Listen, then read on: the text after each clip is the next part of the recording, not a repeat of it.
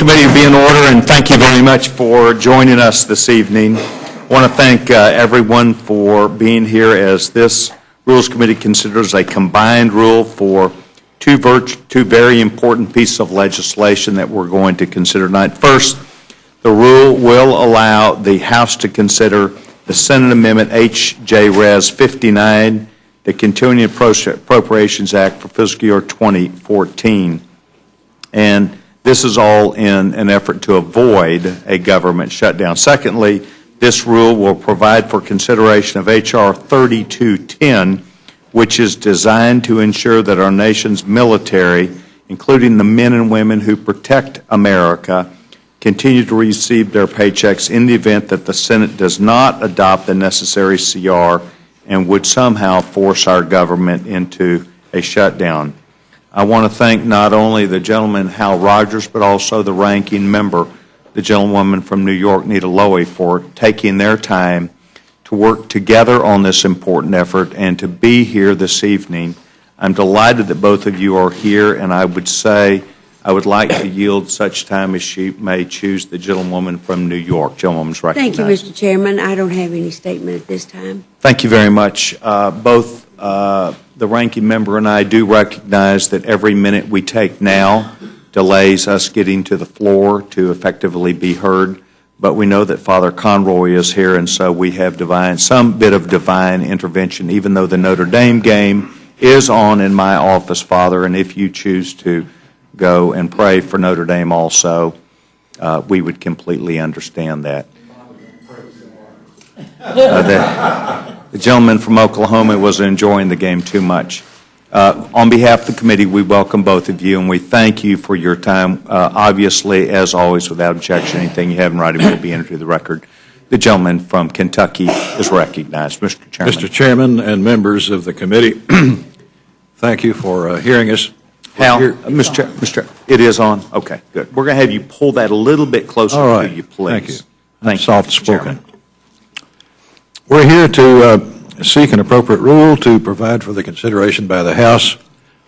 The House's response to the Senate amendment to H.J. Res. 59, the continuing resolution that would keep the doors open of the government after September 30, Monday. Obviously, we face a very short deadline. And with the amendments that are proposed, we will need to send this bill back to the Senate for approval. And we have only 3 legislative days to get this to the President for his signature to avoid a government shutdown. I don't need to remind you of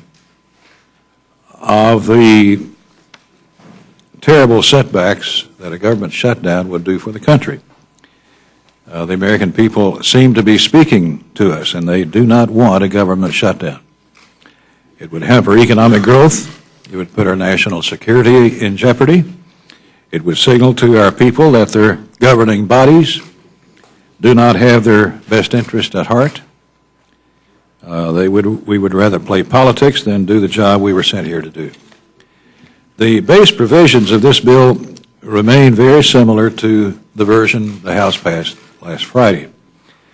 The funding level is maintained at the current post-sequestration level of $986 billion, and the Senate made only a few minor, largely non-controversial tweaks to the underlying legislation.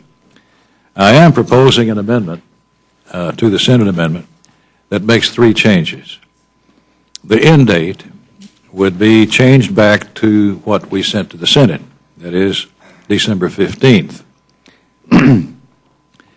I've been sort of flexible on the length of the CR, but a later date will provide us the additional time, should we need it, to reach an agreement on the overall discretionary number and to complete the regular appropriations bills for fiscal 14.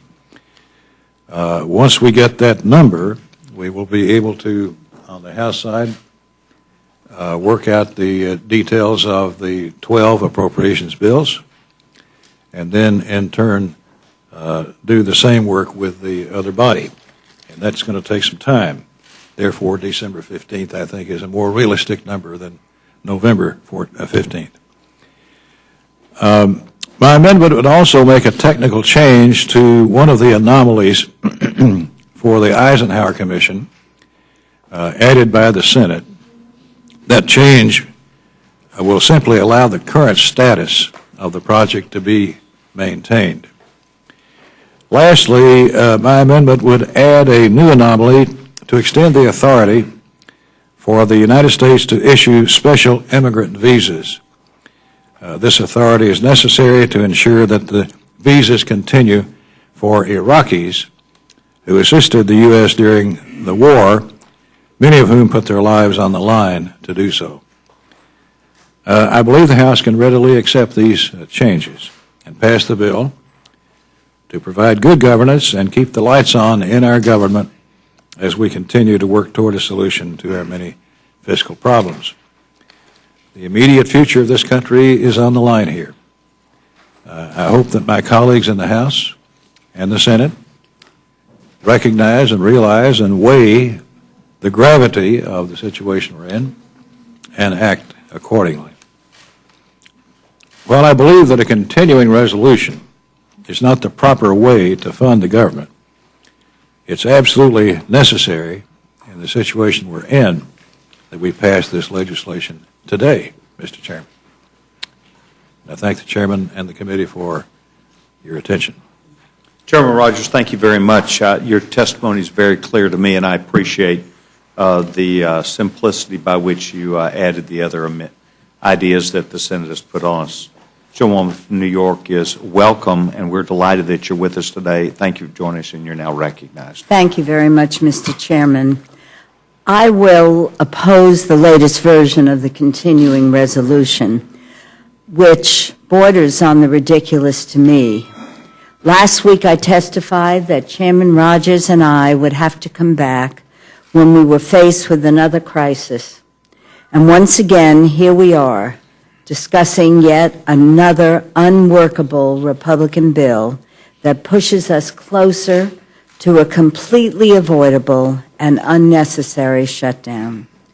My colleagues on the other side of the aisle know full well the President will never sign a continuing resolution with extraneous provisions attempting to roll back the Affordable Care Act, which was passed by the House and Senate, signed by the President, and upheld by the Supreme Court. Undermining the implementation of the ACA only gives our medical choices back to the insurance companies and keeps health insurance costs too high for too many families. And every member of this body knows where this is headed. They all heard the Senate Majority Leader say these ACA riders are, quote, dead on arrival, end quote. This is neither the time nor the place to relitigate health care reform. We are 2 days away from a government shutdown. The effect of brinksmanship on the budget and the debt limit slows growth and injects uncertainty into an economy just getting back on its feet. My Republican colleagues, unfortunately, are playing with fire. The bill before us is a waste of valuable time we should be using to reach bipartisan solutions to sustain economic recovery and put more Americans to work. Finally, the House majority also intends to vote on a separate bill ensuring our troops are paid in the event of a government shutdown. As the New York Times said today, this is, quote, an admission that the outcome of the fiscal showdown is all but sealed, unquote. If Republicans really don't want a shutdown, they wouldn't be putting up a bill to avert one of the most politically damaging results. As you know, my colleague, Chairman Rogers, and I worked very close together in a bipartisan way. We were hoping that we can complete our work, complete all 12 bills, work with the Senate to come up with a number that is agreeable. That's what conferences are all about. but unfortunately, we're here today. So I really urge my colleagues to stop this madness by rejecting this version of a continuing resolution. We already know its fate. We need to act responsibly and immediately pass a clean CR to keep the government functioning. I yield back. Ms. Lowy, thank you very much. There are many things that the committee normally would engage you on if this were a Monday or a Tuesday in the afternoon and we had time. I want to thank both of you equally for not only representing the minority leader, Mrs. Pelosi, but also the gentleman, Mr. Rogers, representing the Speaker of the House tonight. And I want to thank both of you. The fire will take place on the floor immediately as soon as we get done here, and it will allow the American people an opportunity, as well as all members, a chance to be heard from and to dig in on either side or point they'd like to make. So I want to thank both of you for being here. I have no questions. Gentlemen, Vice Chairman, Ms. Fox recognized. Thank you very much, Mr. Chairman. I thank our colleagues for being here. I have no questions. Mrs. Slaughter. Thank you very much, Mr. Chairman, and I really have a lot of respect for both of you. And what we are here for, though, we know exactly what's going to happen here. A vote for this rule tonight and for this underlying bill is a government shutdown. There's no two ways about it. I'd like to give the administration's policy, if I may. Unanimous consent. The administration strongly opposes the House amendments. The Senate passed H.J. Res. 59, making continuing appropriations for fiscal year 2014 and for other purposes. The Senate acted in a responsible manner on a short-term funding measure to maintain government functions and avoid a damaging government shutdown. Rather than taking up that legislation, the House proposes amendments that advance a narrow ideological agenda and threaten the nation's economy. By including extraneous measures that have no place in the government funding bill and that the President and Senate already made clear are unacceptable, House Republicans are pushing the government toward shutdown. The House of Representatives should pass the Senate Bill H.S. Res. 59. The Senate continuing resolution provides a short-term bridge to allow critical government functions to operate without interruption.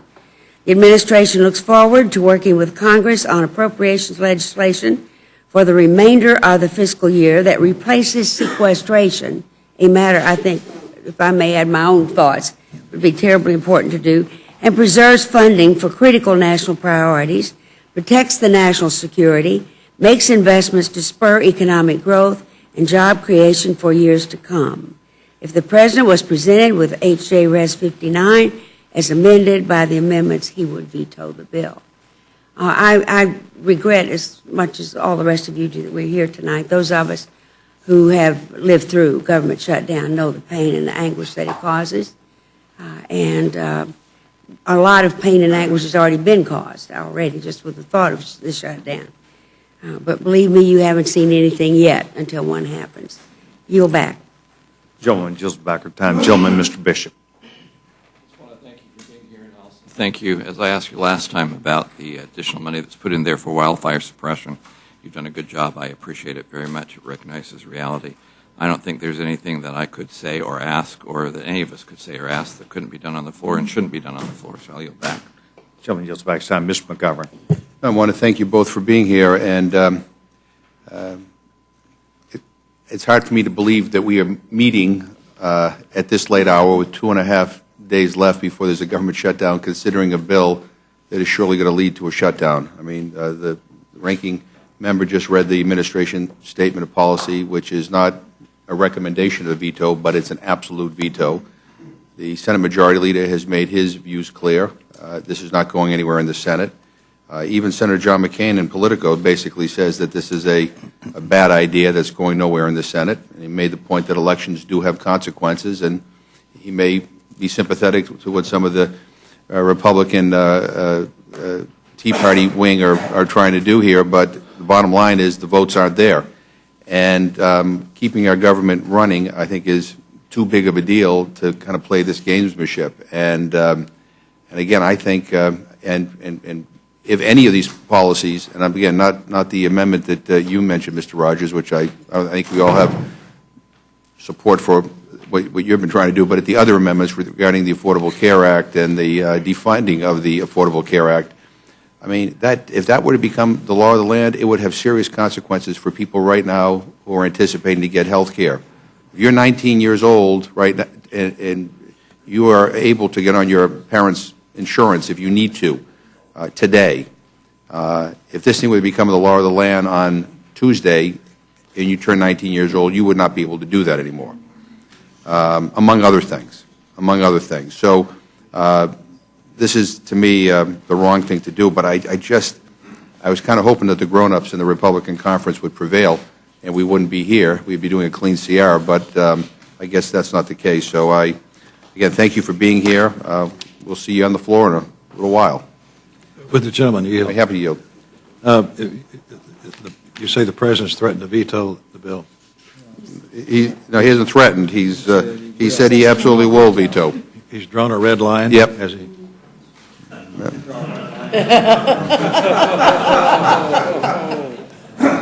The gentleman. And you know what? I think he's very serious about this, because it's not just about him. It's about a lot of people who are entitled to health care in this country who, are now in jeopardy of not getting it if this were to prevail. So I thank the gentleman for being here. Gentleman yields back his time. The gentleman from Oklahoma, Chairman Cole. Thank you, Mr. Chairman. Normally I'd wax eloquent about my two wonderful friends, who I think are two of the best members of Congress, but we're going to say a lot on the floor in a little while, so with that, I'll yield back my time. Gentleman yields back his time. Gentleman, Judge Hastings. I have no questions. Gentleman has no questions. Gentleman, Mr. Woodall. Thank you, Mr. Chairman. I think there's a lot of confusion about what this the language will and won't do. I look forward to the time we'll have on the floor to straighten that out. I thank you both for being here. Gentleman yields his time.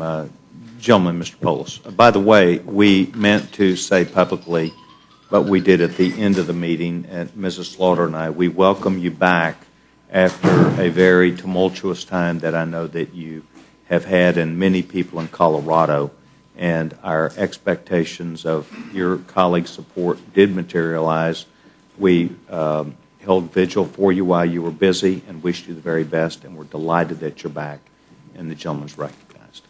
Thank you, Mr. Chair, and I thank so many members of the committee for reaching out personally as well during the time of floods. And I just have a quick question on that. I know that the Chairman, Mr. Rogers, was kind enough to do a colloquy with my colleague, Mr. Gardner, with regard to the lifting of the cap on the state aid for transportation assistance. I want to thank him for doing so and inquire what the path forward is, either in the CR, since it was only presented to us now. Maybe you can let us know whether it's in here or not, or if not, what the path forward is for lifting the state cap on the transportation emergency funds. Let me add to the Chairman's comments about Colorado and the terrible ordeal that you're going through there. We checked on it immediately upon the word from out there.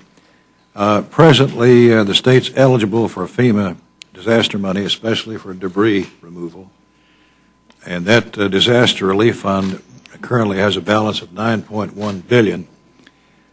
This CR will provide an additional $7 billion for fiscal 14.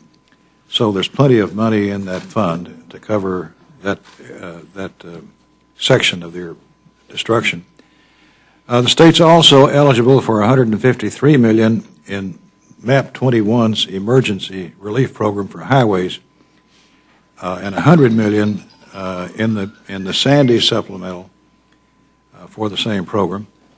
As you mentioned, Representative Cory Gardner introduced a bill which would expand Colorado's eligibility to receive previously appropriated dollars for highway reconstruction. That bill is awaiting consideration in the House. We've been pleased to work with him. He's been a bulldog in pushing that legislation and for aid to his state.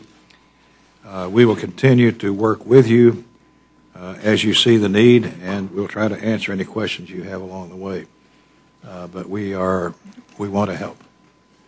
Thank you, and to clarify for my colleagues, this is not a additional appropriation that is needed for Colorado. There is money in the fund. It is simply a lifting of a policy cap on the per state.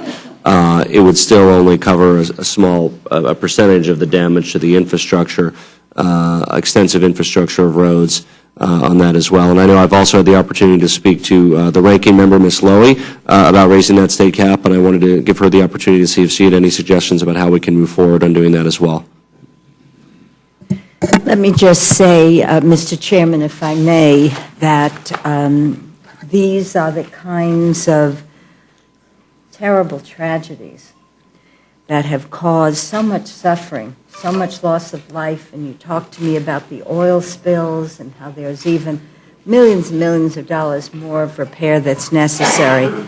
So it's one of the reasons through my career in Congress where I've been proud to serve on the Appropriations Committee.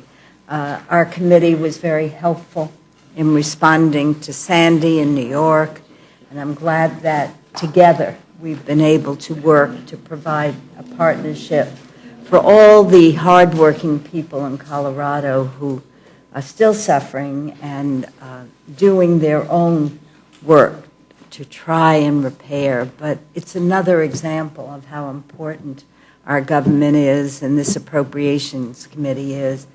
We have a role to play in emergencies such as this, and I wish you continued strength and good luck. Thank you, and I thank the chairman, Mr. Rogers, for his colloquy with Mr. Gardner on the matter, and we look forward to hopefully getting this into some piece of legislation that reaches the president's desk, whether it's a must-pass piece of legislation like the CR or a standalone on suspension.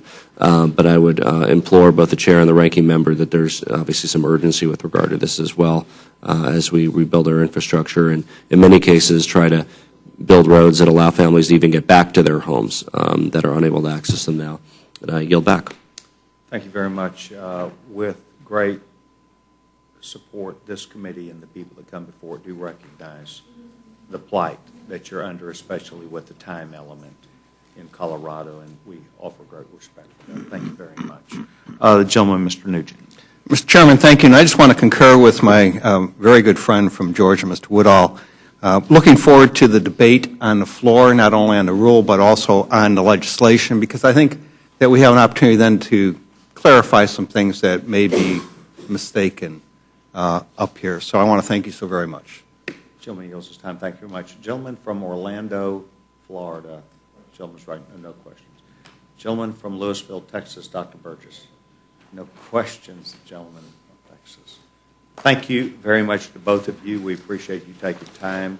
You're now excused. We look forward to seeing you in just a few minutes on the floor, and thank you very much. The next panel, yes, sir, Mr. Chairman, thank you very much. Nita, thank you very, very much. We now will welcome the second panel, and it appears as though we have 4 members of Congress, I believe, that are prepared in here. One, the gentleman from Texas, Mr. Gohmert, who appeared to be here first. The next, Mr. Tonko from New York, Ms. DeLauro, and the gentleman from Florida, Ms. Wasserman-Schultz. Not planning on talking, excuse me, then it will be the 3 of you, and I really, yes, ma'am, please, Debbie, and Rosa. Yeah, great. I'm sorry. I was willing, yes, scoot over, Pat. Louis is good at being the man in the middle. Okay. And I did not mean to suggest that you were going to, I thought you were here to testify, but I'm delighted that you're here. To each of you who've taken time to be before the Rules Committee this afternoon, thank you very much. If anyone has any thing in writing that they'd like to have entered to the record without objection, that will be done so. The gentlewoman from Connecticut is recognized. Was Mr. Gohmert here before? The gentlewoman from Connecticut is recognized. Thank you very much, Mr. Chairman. It is my understanding that the committee is considering an amendment to the Senate-passed continuing resolution that will all but ensure a government shutdown. In my view, we do not have time for this sort of recklessness. Despite my reservations regarding the deep cuts that are contained in the Senate-passed continuing resolution, the majority once again is trying to use the budget process to take the government hostage unless we delay the central provisions of the Affordable Care Act. Because of the Act, Americans with pre-existing conditions finally have coverage. Women's health is finally on an equal footing, though I understand that as part of this proposal, it would strike down the preventive services provided for women, for the health services provided for the first time. Again, women's health is finally on an equal footing in the Affordable Care Act. Maternity and pediatric care is covered. The donut hole is closing for seniors. Young people can stay on their parents' plans. It empowers patients, doctors, puts them, and not the insurers, back at the center of care. We all know and have experienced insurance companies who have said, sorry, pre-existing condition, your kid, in the middle of treatment for cancer treatment, you've reached your limit. No lifetime limits, no annual caps. Quality health insurance is at last affordable for more American families. But the amendment under consideration seeks to roll that back. Let me address, if I may, for a moment, the funding cuts contained in the underlying resolution. I will remind the committee, both the nonpartisan Congressional Budget Office and the Federal Reserve Chairman Ben Bernanke warned us early in the year that the automatic cuts could cost as many as 750,000 jobs in 2013 alone. Now it would appear the majority wants to make the cuts permanent, regardless of job loss, damage to the economy, or harm to working families across the country. Even the chair of the Appropriations Committee, who was just here, and I quote, sequestration, Mr. Rogers said, and its unrealistic and ill-conceived discretionary cuts must be brought to an end, end quote. But this resolution does exactly the opposite. It aims to make these dangerous cuts permanent and to make them the ceiling for any future budget negotiation. Because of the cuts, deep cuts enshrined here, over 57,000 children lose access to early learning through Head Start. These children will never get that opportunity back. It doesn't come back. The biomedical research that saves lives is being curtailed, delayed, or lost. This is a particular concern to me because I am a cancer survivor, and through the grace of God and biomedical research, I'm alive today, and I'm here to testify. So why we would want to see the deep cuts in the National Institutes of Health and other of our jewels in health care curtailed? How many lives do we put at risk? Supportive instructional services are being sharply reduced for over 1 million of our most disadvantaged kids, even though 1 in 5 children currently live in poverty. Hundreds of thousands of unemployed adults losing access to job training programs. Low-income seniors lose out on 5 million congregate and home-delivered meals, even though 15% of seniors are going hungry in America. Mental health programs are being gutted, and the list goes on. The majority, it appears to me, again, likes to pretend that these priorities have not already been cut, but they have been cut deeply. With this funding level and adjusted for inflation and population growth, the labor, health, and education programs, and I serve as ranking member on that committee. That's the platform from which I speak on these cuts. Those programs will be slashed by 17% since 2010. We move in the wrong direction. We are mortgaging our future as a nation. We are setting ourselves back. We stand on the verge of a government shutdown. And instead of behaving responsibly, working towards a reasonable compromise, again, my view, the majority continues to put ideology above the fundamental priorities of the American people. I just think that that's wrong and that we should move forward to try to get to some reasonable compromise so that, in fact, we do keep the government open and we continue to try to make a difference to the people that we were sent here to represent. I thank you, Mr. Chairman. Mr. Lauro, thank you very much, and I appreciate you taking time. As always, you know this committee appreciates and respects your testimony and the time that you've taken today to be here. Gentlewoman from Florida is recognized. Thank you, Mr. Chairman and members of the committee. I appreciate the opportunity to testify before you this afternoon. As a member of the Appropriations Committee, I'm here to speak in opposition to the rule before you because it inappropriately mixes a settled policy matter with what should be a simple funding bill that will avoid a costly and damaging government shutdown. In short, the rule is nothing more than an attempt to achieve legislative goals that lack the support of both chambers of Congress. With this rule, the House Republican Caucus is, for the 43rd time, forcing a vote to halt implementation of the Affordable Care Act, despite the fact it was signed into law by the President and ruled constitutional by the United States Supreme Court. The Senate leadership and the President of the United States have said that defunding or delaying the Affordable Care Act is a non-starter. And yet here we are again. With just over 48 hours left before funding runs out for the government, this kind of approach is both tactically unwise and harmful to our nation. First off, a government shutdown is projected to cost U.S. taxpayers $150 million a day. The impact of a government shutdown will be hundreds of thousands of federal employees making far less than we do here in Congress, immediately and indefinitely furloughed, negatively impacting them personally, but also sending a ripple effect throughout the economy as these Americans curtail shopping, plan vacations, or meals out with their family. Veterans benefits, including pension payments and disability pay, will be disrupted. Federally backed business loans and loan guarantees for small businesses, farmers, and ranchers will halt to the tune of $1 billion a month to small businesses alone. Important federal research into life-threatening diseases like cancer and Alzheimer's will cease, and the National Institutes of Health will stop receiving new patients, including veterans. And I, too, am a breast cancer survivor. Mr. Lauro is an ovarian cancer survivor, and I think we both can understand the dramatic impact of what happens if we cut back on important health care research. The tens of thousands of people who use our national parks and museums will be turned away, not only harming them, but the many small businesses, restaurants, hotels, gas stations, gift shops, and tour companies that employ thousands of non-federal employees. It is for all these reasons that I oppose this harmful and destructive rule. It doesn't have to be this way. we do have the ability to stop the brinksmanship and come together and separate two completely unrelated issues. I urge the committee to reconsider its actions and allow for passage of a clean, continuing resolution that will keep our government open to the public. If the majority wishes to continue pushing its substantive legislative agenda that would deny millions of Americans access to quality, affordable health care, they should do so through regular order and through the proper committees of jurisdiction, not through brinksmanship with our economy. Thank you, and I yield back the balance of my time. Gentlewoman yields back her time, and I also want to thank the gentlewoman from Florida, not only for her friendship to me and this committee, but for taking time to be with us tonight and to take time to make sure that we know what your thoughts are. The feeling is mutual. Thank you. Thank you very much. I want to welcome, if I can, my colleague from Texas who has just now entered the room and asked that the gentlewoman go ahead. Are you here to give testimony?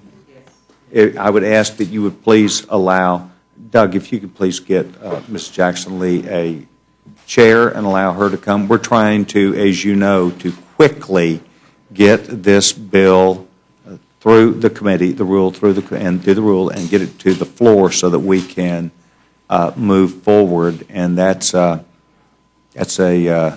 understanding that we all have on this committee. So the gentlewoman from Texas recognized. Without objection, anything you have in writing will be entered to the record. Gentlewoman is recognized. First of all, I want to thank the Rules Committee for its enormous courtesy in allowing me, thank you, in allowing me to make a presentation. Let me start by first saying that these are very difficult times and very difficult issues. And as I was walking over and as I was thinking about my remarks, I'd asked the question to myself that is this a debate over issues of morality? And whether or not the position to oppose a clean, continuing resolution is a question of morality in terms of the view that to allow a clean CR to go would have some impact on some personal or high calling or goal for this nation. And this is not in any way to disregard the political opposition to Obamacare, the Affordable Care Act. To the contrary, I thought of the moral calling for Obamacare.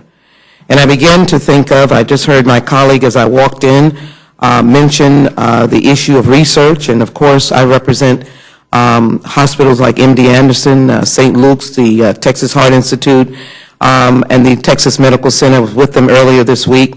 And they depend extensively on research and development and research work.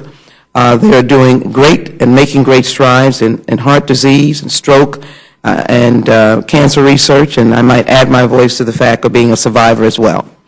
But I am thinking of this CR, one bogged down with the opposition to Obamacare, which had in it a very large portion or a large segment of research money, a large amount of dollars dealing with training of new health professionals, and the fact that to eliminate Obamacare would in some instances stop research in its tracks, eliminate the opportunity for more trained nurses and physicians, and from the moral perspective, give a young woman or a young family needing to have health care for themselves or a newly pregnant wife past the age of 26 to not have it.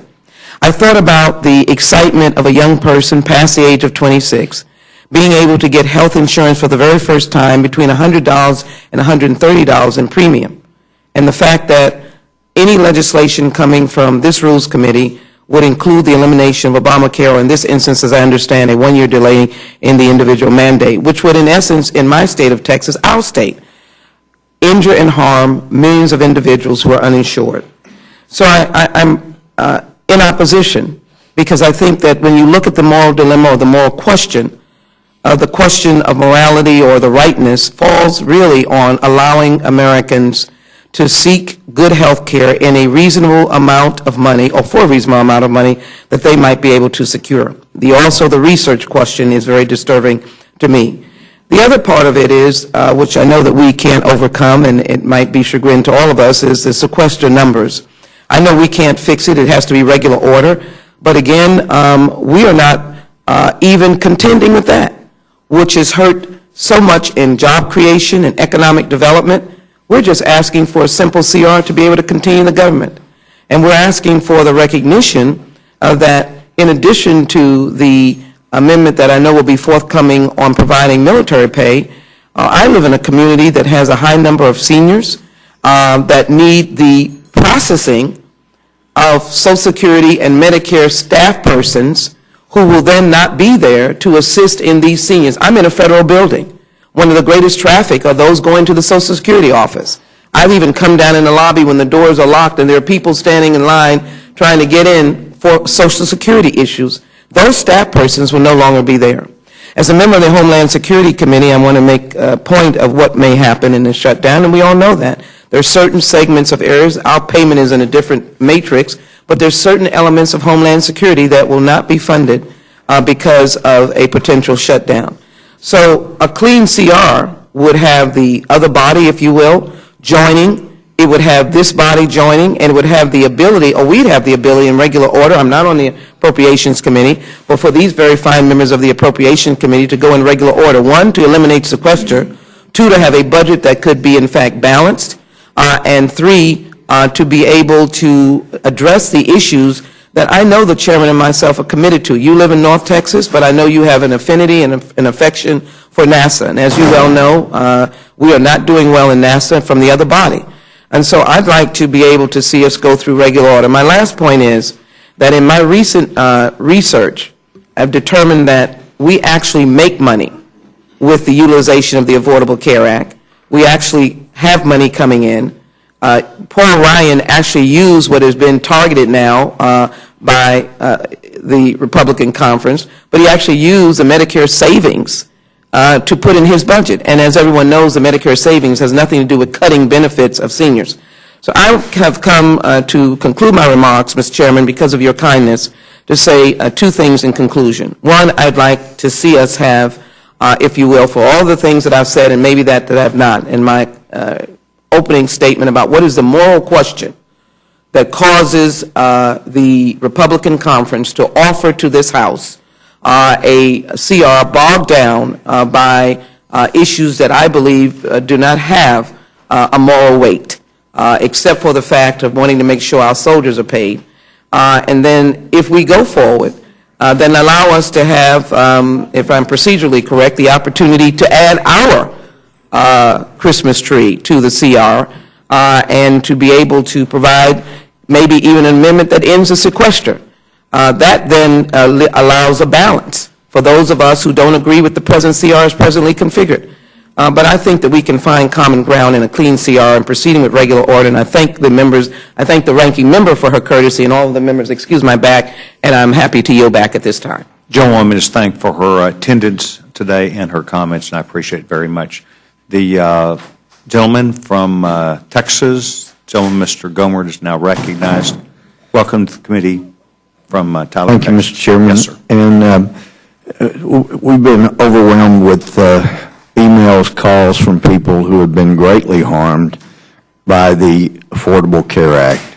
They've lost their insurance. They've lost their doctors. They've been told their quality of life and perhaps their life will not be as long if this isn't changed. The cuts to the $700 billion plus cuts to Medicare were cuts to reimbursement, not directly to seniors, but seniors in my district have been advised they will not be getting the care they once did. They've lost doctors. So it is a big deal what we're trying to do to help individual patients keep their life going. It's a big deal. I've never seen anything like this with regard to actual damage that has been and is being done. So I very much appreciate doing what the President has acknowledged needs to be done, and that's postponing parts of the Affordable Care Act. But since the President's done it for big business, he's done it for his cronies, then we would surely like to do it for everybody in America. Union members are begging. We've got union members in East Texas. They're begging, please, let us have the same advantage that big business has. Don't force this on us right now. So I applaud what is the effort that's being done here. And of course, I've been pushing for over 2.5 years to try to get the military paid in the event there were a shutdown. I really hope there's not a shutdown. I know the President has threatened a veto, but he also threatened a veto on a payroll tax extension that he withdrew. He threatened a veto on the NDAA that he withdrew, threatened a veto on a defense spending bill that he withdrew. And I hope that when he looks at this, he'll realize, gee, I was willing to do it for my big business friends, so why shouldn't I do it for the union members, for the individuals? But from a procedural standpoint, I have a request. I understood from our majority leader that these two amendments were going to go over as part of the Senate amendment to our original H.R. 59.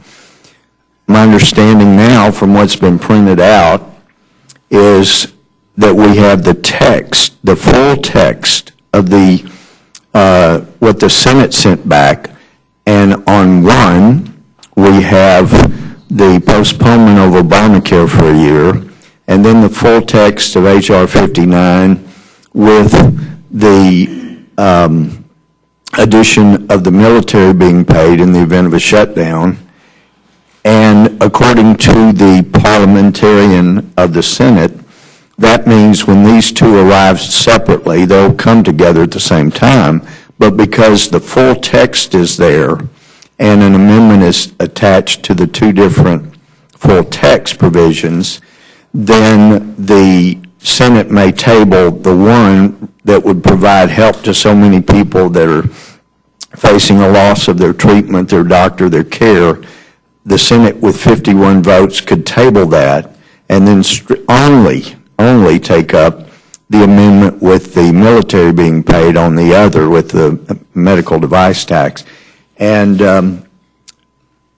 then send the one back without ever having every senator cast a vote to let their constituents know whether they're for them or whether they stand with the President for big business only. So I would encourage the Rules Committee to structure the rule in such a way that there is one Senate amendment to our original amendment, and then all of the amendments that the Rules Committee allows, that they go to the Senate in one amendment, not two, where one can be tabled and the other taken up and passed. That's my ask. Mr. Gomer, thank you very much. We appreciate your testimony today and appreciate you taking time to be with us today.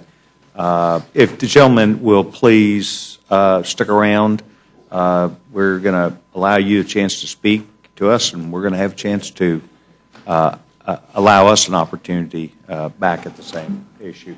Gentlewoman, Vice Chairman, Ms. Fox recognized. Thank you, Mr. Chairman. I have no questions. Thank you, Ms. Slaughter. Well, I've never heard anything like it either. I've never seen a bill cause so much damage it hadn't even gone into effect. That's got to be a first. But I do believe that hearing today from 3 cancer survivors, and thank God for that, that what medical research and that good health care has meant to them should certainly give us pause, think about what we're doing here to really bring a stop to that. You all have heard me say, those of you on Rules Committee, that the Human Genome Project that I've been very intent with has said that within 4 years they could have had the cure for cancer. There's not an individual cancer, a cure for the whole thing by turning off the tumor. We're putting a stop to that. Dr. Francis Collins, who's head of NIH, is begging for it. He's losing scientists. They're going everywhere else. None of this makes any sense to me. It's like Alice in Wonderland, who's able to believe 6 impossible things before breakfast. I can't imagine what we think we're doing here. But certainly, Mr. Gohmert, you make the best ribs in the world, but I got to tell you, if all of your people are all worried about all the things they've lost on a bill that hadn't even taken into effect yet, you've really got a problem out there. No question about it. But I don't have any more questions. I think we've said about everything that can be said here today, except I would like to hear Ms. DeLauro say again. Would you tell us again what Walter Scott said? Walter Scott said, hang on a second here. What a tangled web we weave when we practice to deceive.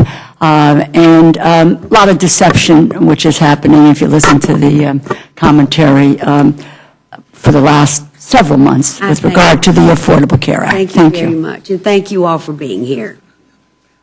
Thank you very much. Mr. Bishop, no questions. Mr. McGovern. I want to thank you all for being here, and again, I just take issue with Mr. Gohmert. I've got a lot of people who tell me that they're thrilled that their children can stay on their health care until their health insurance until they're 26. A lot of senior citizens who are getting preventive care with not paying co-pays, the closing of the donut hole. I go on and on and on.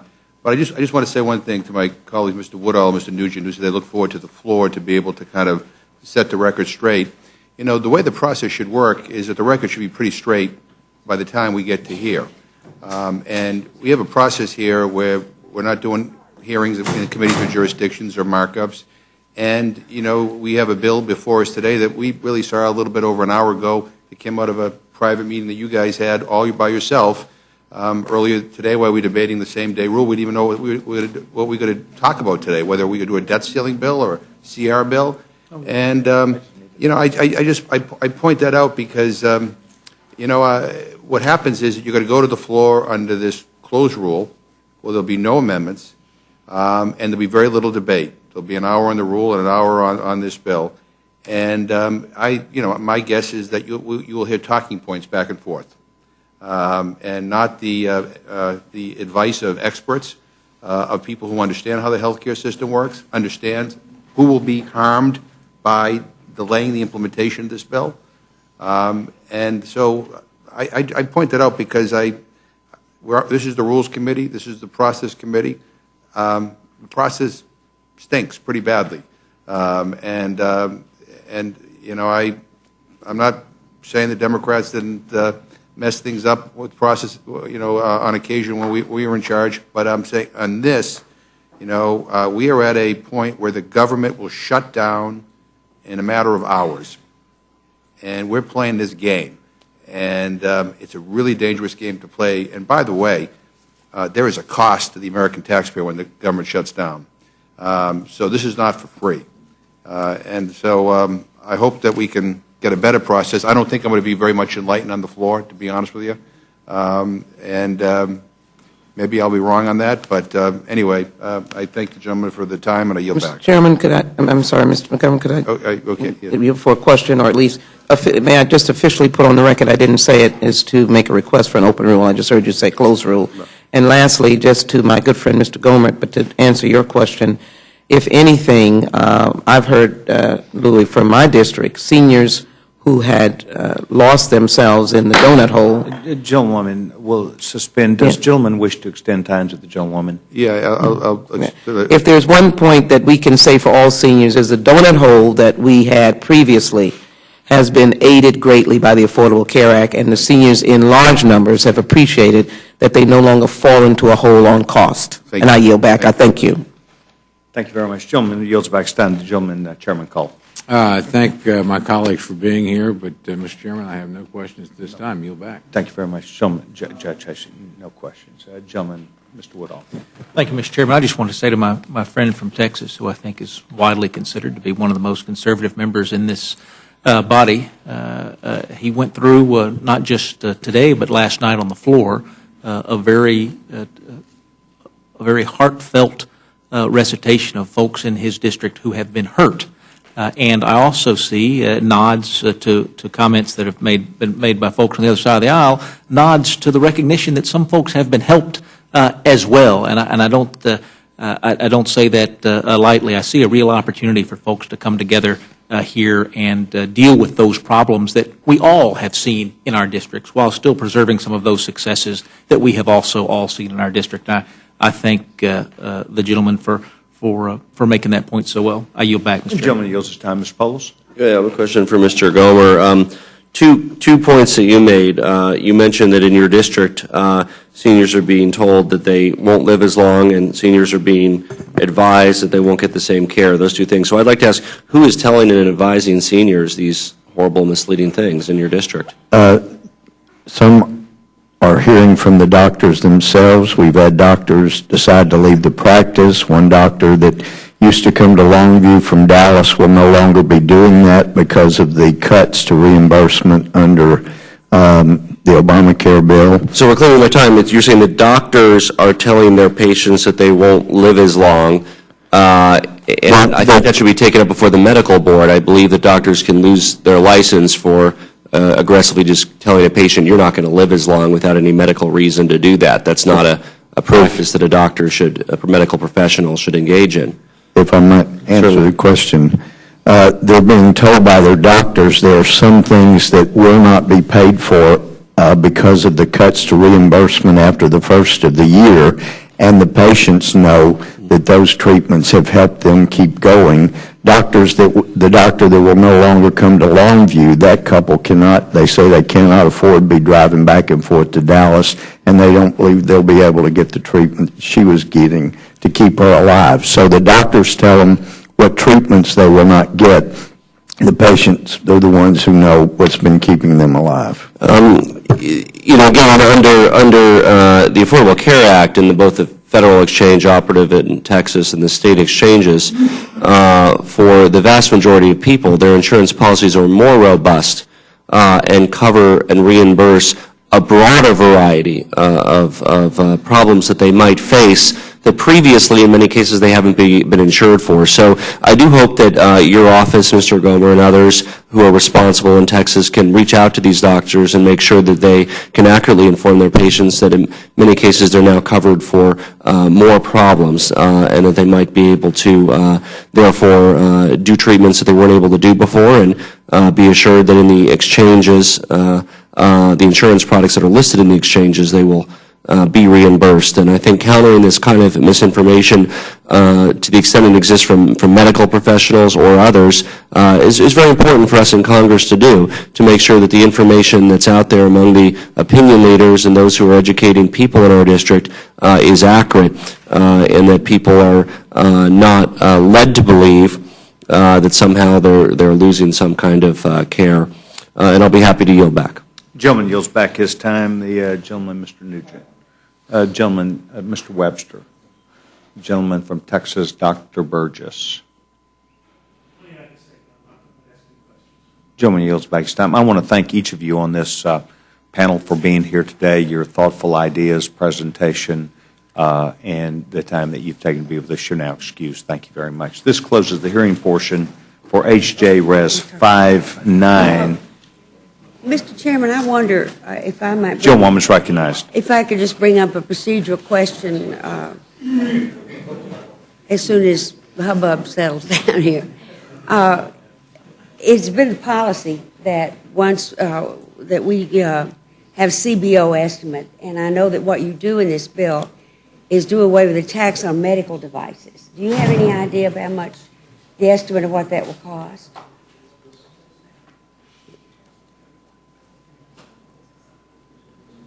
It's a proposed amendment to the underlying piece of legislation. It is a bill, however, that has some, I believe, 230 sponsors.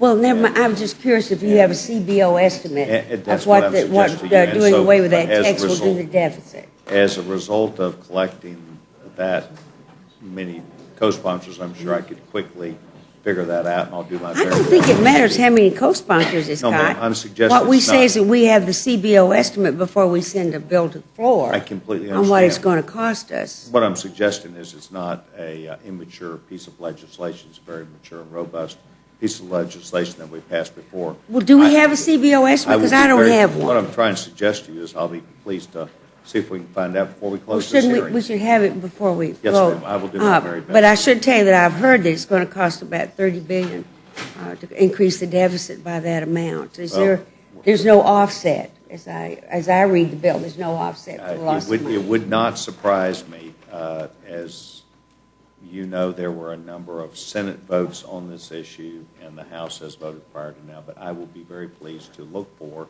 and would ask at this time the gentleman, if he could, Mr. Cousins, if he could please find that out for the CBO. We should have that before we vote, make sure we have the CBO estimate and see if that $30 billion is going to be offset and not added to the Crack deficit. kid from And I thank Vanderbilt will be able to go to Thank work you. right now. Thank you very much. Are there further issues that would wish to be brought up?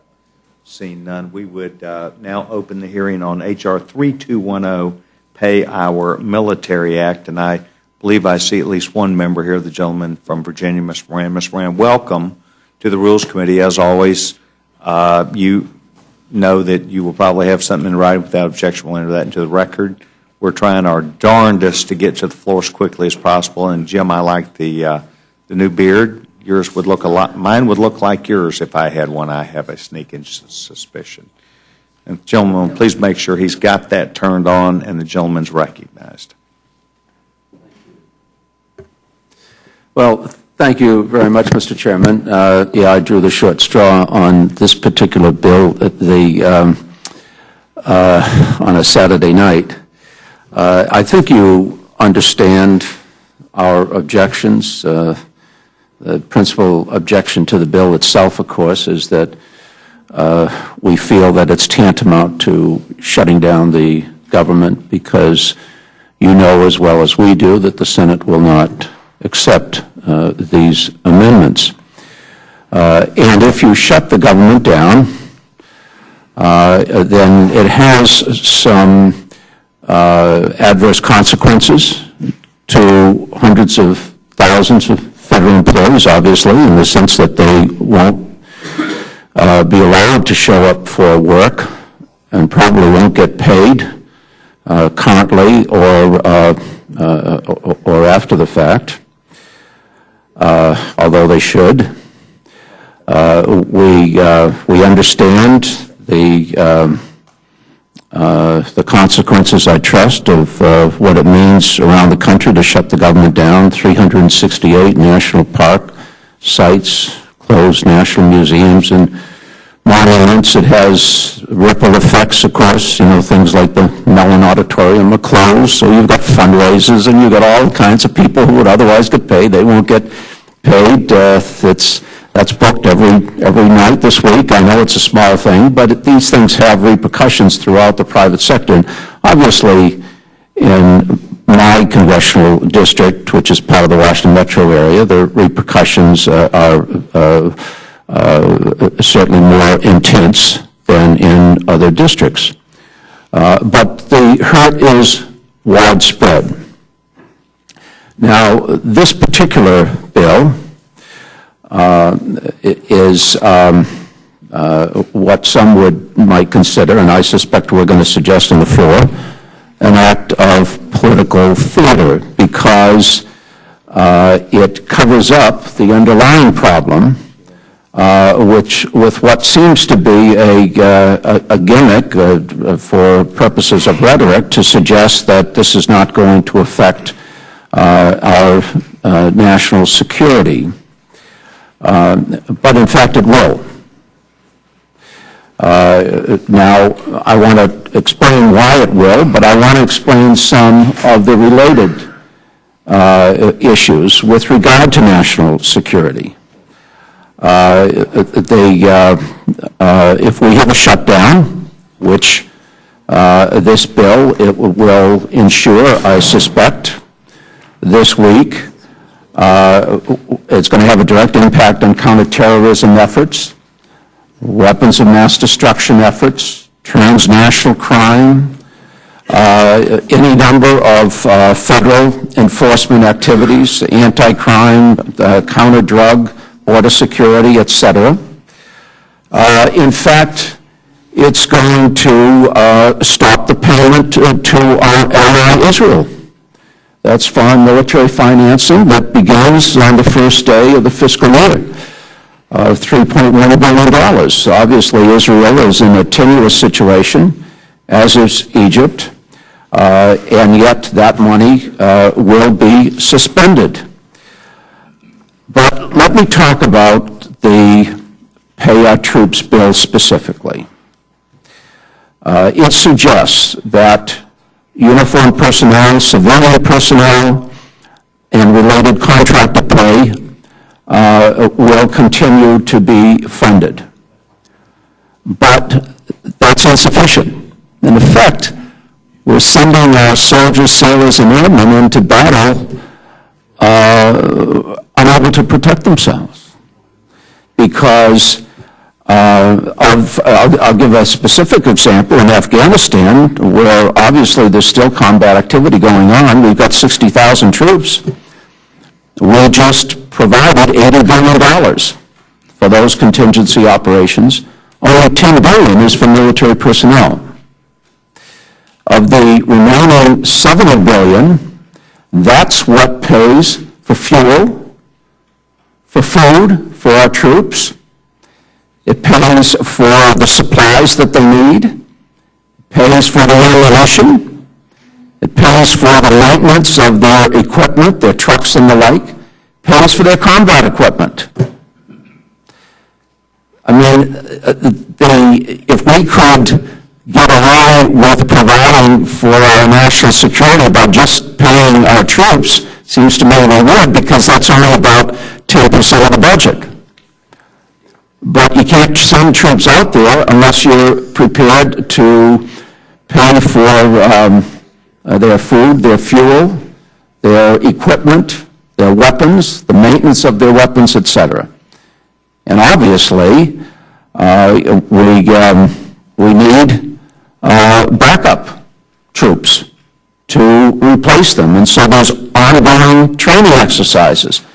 Those training exercises are not covered. And those will shut down. We won't fund the ships, the aircraft, the ground equipment, the sensors, and the ammunition that are always in use in preparing our troops to take the place of those troops who are in combat. So I would suggest that this bill, this kind of supplemental amendment, doesn't do what it will claim to do. And, you know, we talk about the fact that we want to protect veterans, and veterans' regular benefits will go out, but the personnel charged with claims processing will not be able to go to work. And so those veterans returning from the past 12 years of combat will not be able to process their applications. We're making progress on the VA claims backlog. That will come to a halt. My point is that there are untold ramifications, untold adverse consequences to what we are doing this weekend by not passing what we know would be the definition of a clean CR. And I'm afraid that that means that the government is going to shut down. And not only the things that I have mentioned, but hundreds, if not thousands, of other adverse consequences are going to start to take effect. That's why I was here in the 1990s and 1995, and for the government shut down for 6 days, and then it shut down for 21 days. And boy, anybody that was here then did never wanted to see that happen again. I would hope that we would have learned our lesson. With that, I'll conclude my testimony, Mr. Chairman. Mr. Moran, thank you very much. I appreciate you taking time to be here for us. And I would say to you that the argument that you've given is a great reason why we are doing this on Saturday night, to allow the United States Senate to evidently reassemble all day Sunday and all day Monday. And we would hope that they would do that to respond back to us, as the old Chinese-American thing, ping pong, goes. And I think it's probably a great opportunity for the Senate to see that, based upon what we're trying to do to ensure that the United States military, the men and women that protect us, who are in harm's way, who are in combat positions at this time, would be taken care of. And I appreciate your testimony. Gentlewoman, Ms. Fox. Thank you, Mr. Chairman. I thank the gentleman from Virginia, and I have no comments, no questions. Gentleman from Massachusetts. Right. I want to thank the gentleman for his very thoughtful comments. I wish this process were a little bit more thoughtful, but it is what it is, and my hope is that we can avoid this shutdown. But again, with this action today, I think it becomes increasingly likely there's going to be a shutdown, and I regret that very much. But thank you for being here. Gentleman yields time. Mr. Bishop. No questions. Gentleman has none. Judge Hastings, no questions. The gentleman from Georgia. Thank you, Mr. Chairman. Just a word of thanks. I know your concerns about national security, even when we are successful in preventing this shutdown. Many of those concerns will continue to exist because of sequester, and we'll have another opportunity to solve those. I hope we'll be able to come together and do that as well. This isn't just a discussion for October 1st. This is a discussion that faces our men and women in uniform every day of the week, and we can do better. Thank you, Mr. Chairman. I yield back. Gentleman yields back his time. Gentleman, Mr. Polis. No questions. Gentleman, Mr. Nugent. The ranking member has now come back, and I wanted to provide her with the CBO letter that was provided us some time ago concerning the bill, and the estimate there, too. My concern is the medical device. And that is right there. And I showed that to the gentleman from Massachusetts, but he deferred to you on that. I can read the quick summary if you'd like. Well, let me do this. I get that. Joint Committee, CBO Joint Committee on Taxation estimate the effects would increase the deficit by $2.2 billion in 2013 and $3.2 billion over the 2013-17 and 5-year period. Okay. And there is no offset. There is not. Oh, that's too bad. Does the gentlewoman wish to enter that into the record? Yes.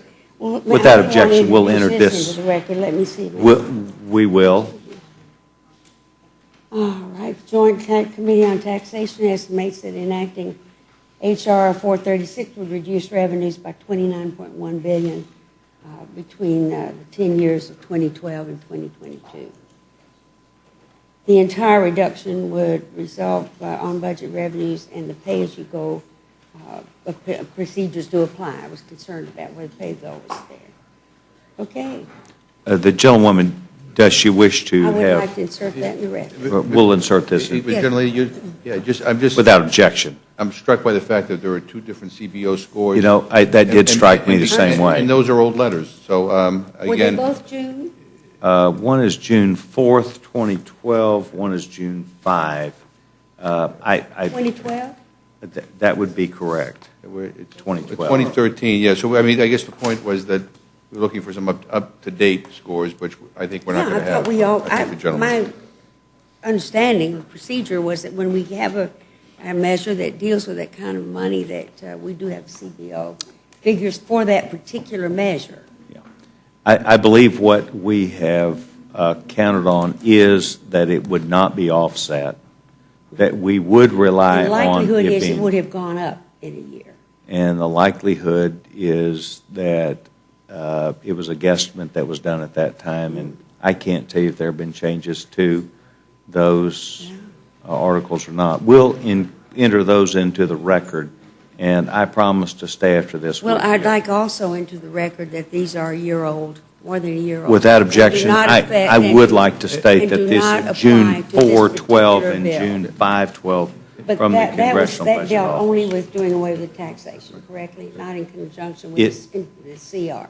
It did it, that's Is that correct. right? That would be All right. correct. Well, I think that needs to be made clear as well. Certainly. Yeah, and I think the point that the general lady is trying to make, and I think it's an important one, it's not, we'll figure out these scores later, but the question is how much you're willing to add to the deficit. I think that's the question, because. Apparently a lot. And I think that's the answer we were trying to get a handle on, but hopefully, maybe we'll be enlightened on the floor.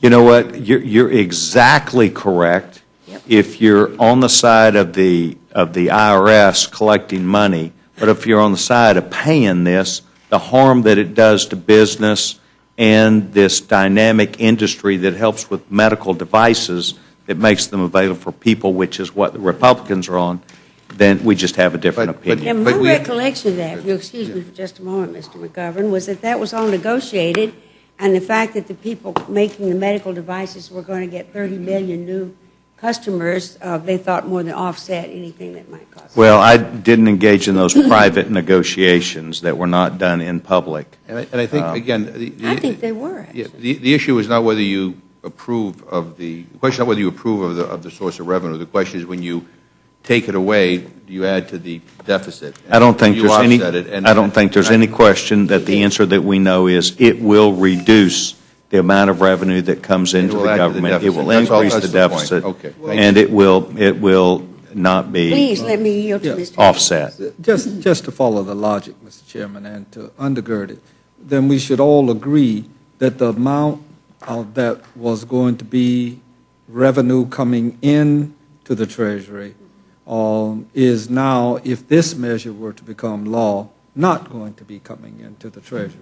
That So would- then, that would if be it was assumption. $30 billion, then we should all be able to agree that there's a $30 billion deficit. In fact, I would say that if you look at the June 4th, it's one amount. If you look at the June 5th, it says it's $3.2 billion over a 4-year period of Well, time. reclaiming my time, that was $30 Gentleman's billion recognized. was negotiated to help to pay for the Affordable Care Act. Well, we've taken out $70 billion that was in another section of the bill that was incapable. Class Act was $70 billion, and we did that rather without batting an eyelash, so perhaps $3 billion. I think 29 was the It depends which one you read. I'm take confused, too. I would expect you to do that. Is there further discussion from the gentlewoman? Nope. Thank you. Does anyone on this side, Mr. Polis, do you have any questions?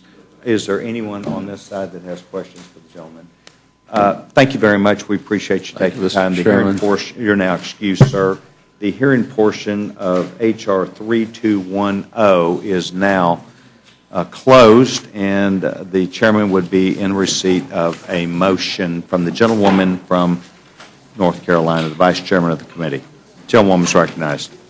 Thank you, Mr. Chairman. I move the committee grant a rule providing for consideration of the Senate amendment to H.J. Res. 59, and the rule makes an order of motion offered by the chair of the committee on appropriations or his designee that the House concur in the Senate amendment to H.J. Res. 59 with each of the two amendments printed in the Rules Committee report. The rule provides 1 hour of debate on the motion, equally divided and controlled by the chair and ranking minority member of the Committee on Appropriations. The rule provides that the Senate amendment and the motion shall be considered as read. The rule waives all points of order against the motion. The rule provides that the question of adoption of the motion shall be divided between the two House amendments. Section 2 of the rule provides for consideration of H.R. 3210, the Pay Our Military Act, under a closed rule. The rule provides 40 minutes of debate, equally divided and controlled by the chair and ranking minority member of the Committee on Appropriations. The rule waives all points of order against consideration of the bill and provides that it shall be considered as read. The rule waives all points of orders against provisions in the bill. Finally, the rule provides one motion to recommit. You've now heard the motion from the gentlewoman. I'll defer to myself for some explanation. This provides a motion to concur in the Senate amendment to the CR with two amendments. It provides a single period of 1 hour of debate on all amendments. House Amendment number 1 will be the amendment offered by the gentleman from Minnesota, Mr. Paulson. House Amendment number 2 will be an amendment offered by the gentlewoman from Tennessee, Mrs. Blackburn. The rule allows for a separate vote on each amendment in the House. The rule also provides for consideration of H.R. 3210 related to military pay. The measure will be debated for 40 minutes, equally divided. The minority will have a motion to recommit. And with that said, is there amendment to the motion? Seeing none, those in favor will signify by saying aye. Aye. Those opposed, no. No. Yeah. The ayes have the roll call vote, please. Ms. Fox. Aye. Ms. Fox, aye. Mr. Bishop. Mr. Bishop, aye. Mr. Cole. Mr. Cole, aye. Mr. Woodall. Mr. Woodall, aye. Mr. Nugent.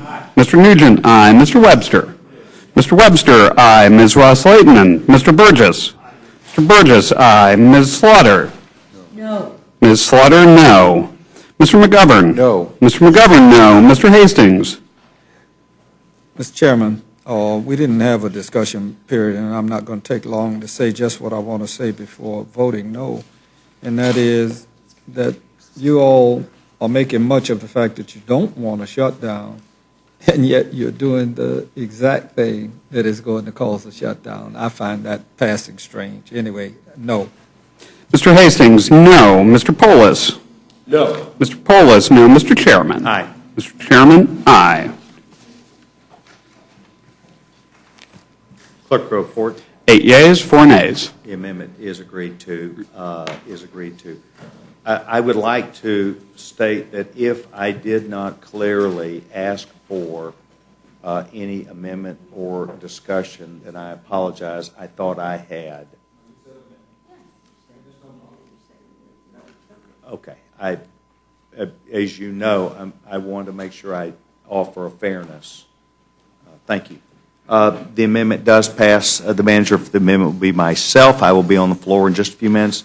And for the minority, the gentlewoman, the ranking member, gentlewoman's recognized. I would think that we're going to be a little bit, I believe that there will be some bit, I'm sorry? Yes, as always in the filing, I'm sure you remember this, the paperwork has to be together. And so as soon as that's done, we'll go down and then file the rules. So I would anticipate some period of time, and as soon as we get out of here, I'm sure that Miles will be consulted quickly with a guesstimate of that. Mr. Chairman, is it anticipated that we will be meeting again on any other matter? That's a very good question. At this time, I know of no further meetings that I'm scheduling at this time. It is my expectation that I will stay here in Washington and would be here in this committee, as we know, is on 24 hours notice, that we would provide the appropriate notice when necessary. And I thank the gentleman for the question. Are there further questions by anyone on the committee? Hearing's now closed.